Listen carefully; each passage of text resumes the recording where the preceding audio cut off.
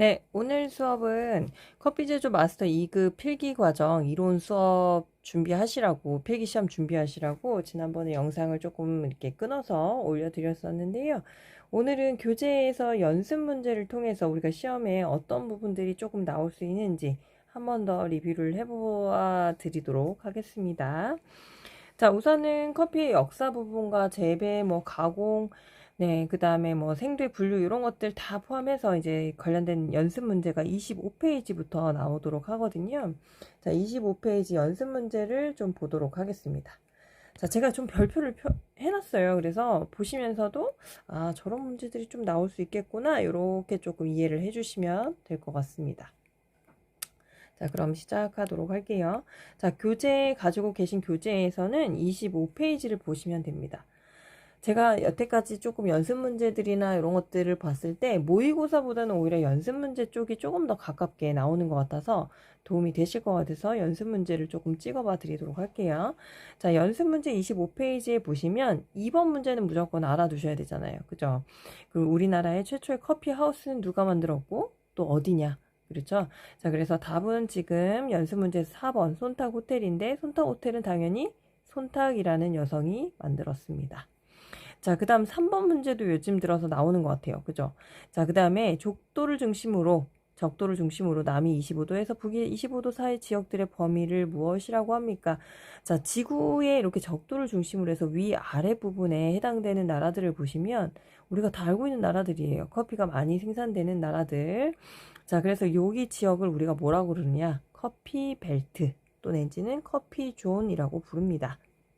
잘 기억을 해 두시고요. 자, 그 다음 6번 문제는 왜 제가 별표를 해놨냐면 사실 똑같이 나오지는 않을 수 있습니다. 그렇지만 아라비카의 특징으로 맞는 것은, 틀린 것은, 또 내지는 로부스타에 대한 설명으로 틀린 것은, 맞는 것은 이런 식으로 해당되는 문제들이 나오기 때문에 이런 식으로 문제들을 한번 풀어보시면 도움이 될 것 같아서 별표를 해놨으니까 한번 풀어봐 주시면 좋을 것 같아요. 자, 그 다음에 7번 문제는 왜 별표를 해놨냐면 우리가 생산을 할 때 그 수확하는 방법이 있잖아요. 그죠? 수확하는 방법들 보시면 지금 교재에는 기계 수확, 핸드피킹, 스트리핑 이렇게 나와 있는데 자, 예를 들면 기계 수확은 저렇게 나온다는 거죠. 네, 나무 박스 이렇게 글 박스 안에 글이 이렇게 들어가져 있는데 설명이 들어가져 있는데 이게 어떤 수확 방식이냐? 자, 우선은 나무 사이를 지나면서 진동을 줘서 수확을 한다라고 되어 있잖아요. 그죠? 자, 그러면 당연히 기계가 하는 걸 수밖에 없습니다. 네. 그래서 기계 수확을 묻는 문제였습니다. 자, 그 다음 10번 문제 한번 보도록 하겠습니다. 생산 고도에 의해 분류를 하는 나라가 아닌 것을 고르시오. 사실은 작년까지만 해도 생산 고도에서 관련된 나라를 찾는 문제는 잘 안 나왔었거든요. 근데 요 근래 조금 문제 패턴들이 좀 바뀌었어요. 아무래도 선생님들이 공부를 많이 하셔야 되는 패턴으로 바뀌신 것 같습니다. 자, 그래서 결점도에 의해 분류를 하는 나라는 하고 찾는 나라를 찾을 수도 있고, 그 다음 이렇게 생산 고도에 의해 채택을 하는 대표적인 나라가 아닌 것을 고르세요 라고 할 수도 있고, 그다음 스크린 사이즈에 의해 분류하는 나라가 아닌 것은 그리고 맞는 것은 이런 식으로 나올 수 있기 때문에 조금 어려우시겠지만 그래도 각 그 생두를 분류하는 기준을 가지고 있는 나라들을 조금 기억을 잘 해두시면 네, 시험 문제 푸시는데 도움이 많이 될 것 같습니다. 자, 그 다음 2번 27페이지 12번으로 가시면요 커피 나무에 대한 설명이 나왔거든요. 근데 잘 읽어보시면 너무 쉽게 잘 골라내실 수 있는 문제입니다. 커피나무는 쌍떡잎 식물이잖아요. 그리고 열대성 상록 교목입니다. 자, 1번부터 네, 답이 틀렸어요. 그래서 잘 찾아내실 수 있는 문제니까 그 커피 식물학 부분에 대해서 조금 한번 잘 주의 깊게 읽어봐 주시면 좋을 것 같습니다. 자, 그 다음에 넘어가도록 하겠습니다. 이제 커피 부분이에요. 자, 커피 부분에서 나올 수 있는 문제들은 딱 정해져 있다라고 생각해 보시면 될 것 같습니다. 34페이지에 넘어가시면 1번, 2번, 1번, 2번. 자, 에스프레소가 도대체 어떤 커피냐? 다들 알고 계시잖아요. 그죠? 미세하게 분쇄된 커피 입자에다가 고온의 물을 빠르게 가해서 추출하는 방식의 커피를 에스프레소라고 합니다. 자, 그 다음 2번은 에스프레소를 뽑았을 때 그 위에 띠를 이루는 거품의 형태로 천연 커피 크림이 올라가져 있잖아요. 그죠? 크림이 올라갔대요. 네, 크림의 이태리 말이 크레마입니다. 그래서 답을 금방 찾으실 수 있습니다. 자, 그 다음에 또 우리가 알아두셔야 되는 게 추출의 오류에 관련된 문제는 꼭 나온다 했잖아요. 그죠? 과소 추출, 과다 추출 비교해서 알아두셔야 되겠지만 우선은 이런 식으로 나옵니다. 과소 추출에 대한 특징으로 잘못된 걸 고르세요. 내지는 과소 추출의 특징을 고르세요. 이런 식으로 나오니까 잘 비교해서 기억을 해 두셔야 될 것 같습니다. 자, 그 다음에 자, 우리가 8번. 8번하고 10번하고 헷갈리시면 안 됩니다. 자, 8번은요. 에스프레소 위에다가 생크림을 올린 거예요. 그러면 에스프레소 메뉴에도 나와 있지만 걔는 꼼빠냐라는 메뉴이고요. 그 다음 10번은 뜨거운 아메리카노 위에다 올린 메뉴입니다. 걔는 비엔나 커피로 불리는 우리가 알고 있는 아인슈페너라는 메뉴이죠. 그래서 그거를 잘 기억을 해두시고요. 그 다음 11번 추출의 순서 다들 알고는 계시지만 막상 이렇게 글로 풀려놓으면 잘 헷갈리시는 분들이 있어요. 그래서 이거 헷갈리지 않게 포터필터 건조 청결하게 한 다음에 커피 담고 레벨링하고 템핑하고 추출하는 순으로 간편하게 잘 기억을 해주시고, 잠깐 지나왔는데 4번 문제 용어에 대한 설명, 요거 요즘 들어 시험에 잘 나오고 있습니다. 자, 용어에 대한 설명. 첫 번째 도징 뭐죠? 필터 안에 커피를 담는 거. 그죠? 그 다음에 커피 안에 필터가 담겨져 있는 도징을 할 때 첫 번째 처음부터 수평으로 다 맞춰서 도징을 하시는 분들이 거의 없으시잖아요. 그죠? 그래서 그거를 수평에 잘 맞게끔 잘 골고루 필터 안에 펴주는 행위를 우리가 레벨링, 그 다음 잘 다져주는 행위를 템핑이라고 합니다. 그 템핑하고 태핑은 전혀 다른 거예요. 네, 템핑을 하면서 옆으로 이렇게 밀려나는 커피가루나 이런 것들을 좀 더 깔끔하게 처리하기 위해서 필터를 옆에 가장자리를 탕탕 쳐주는 그런 행위를 우리가 태핑이라고 합니다. 그래서 구분 지어서 잘 기억을 해두시면 될 것 같습니다. 다시 넘어갑니다. 자, 그래서 35페이지에는 우리가 13번 문제 잘 기억하셔야 되잖아요. 그죠? 커피를 추출하는 순서도 아셔야 되지만 기준도 정확하게 이해를 하고 계셔야 되는 거예요. 네. 그래서 에스프레소 추출 샷 하나의 기준 7에서 10g, 25에서 35ml, 20초에서 30초 그거를 잘 골라내실 수 있도록 합니다. 그 다음 15번 문제는 롱의 의미로 길게 뽑는 에스프레소 메뉴 뭐라고 하죠? 룽고입니다. 그 다음 이제 우유에 들어가서 어떤 문제들이 나올 수 있느냐. 자, 우선은 뭐 교재를 설명하면서 잘 제가 이해는 시켜 드렸다라고 생각은 하지만 연습 문제로 보시면 자, 4번 문제, 5번 문제, 6번 문제, 7번 문제, 그 다음 10번 문제 이렇게 잘 기억을 해두시면 될 것 같습니다. 그래서 단백질 성분이 아닌 것을 골라내라.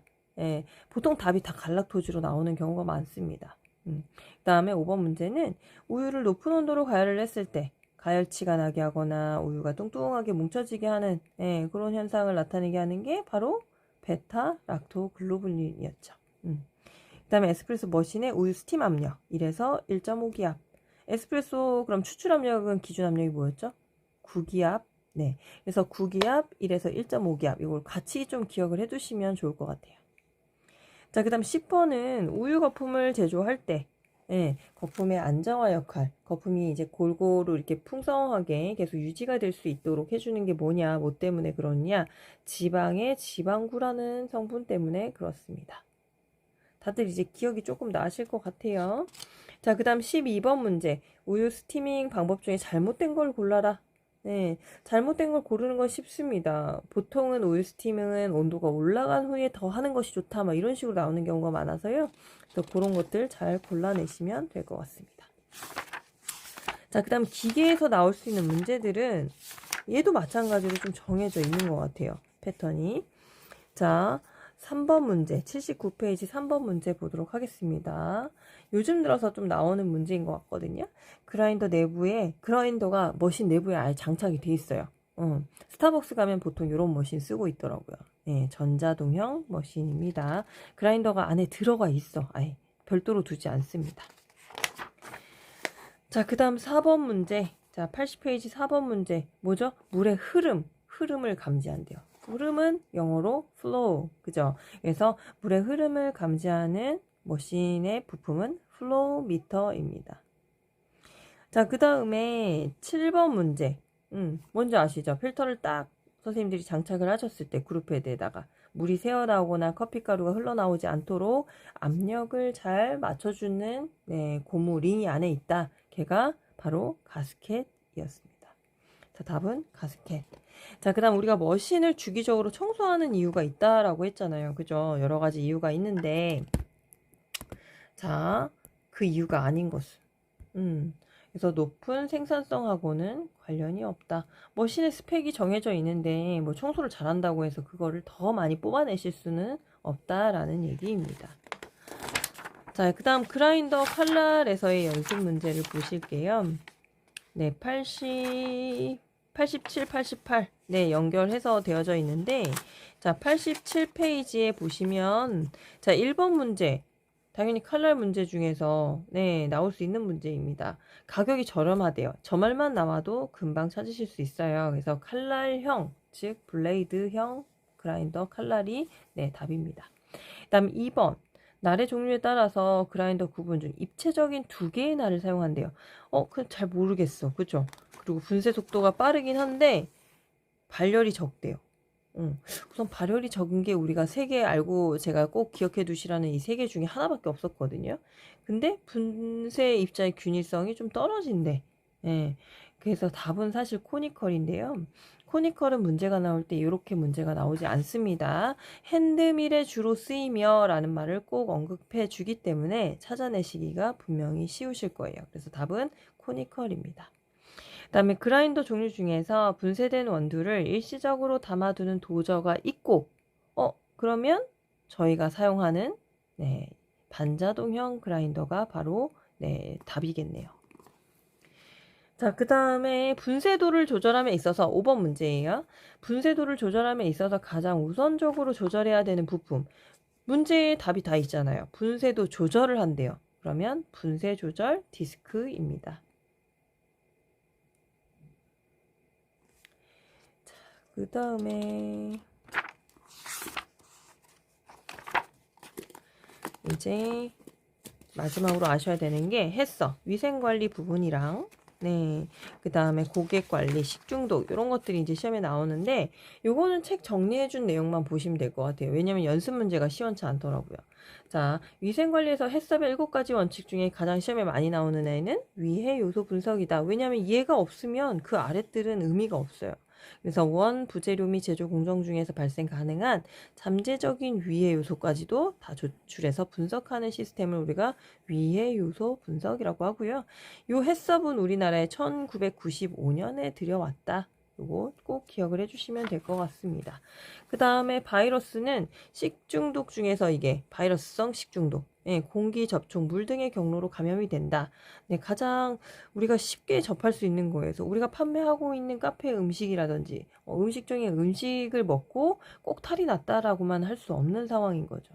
그래서 이런 것들을 알고 계셔야 고객들에게 무언가 이제 클레임이 들어왔을 때 고객님들하고 응대를 하실 수 있는 지식 그 다음에 무기가 된다라고 생각하시면 될 것 같습니다.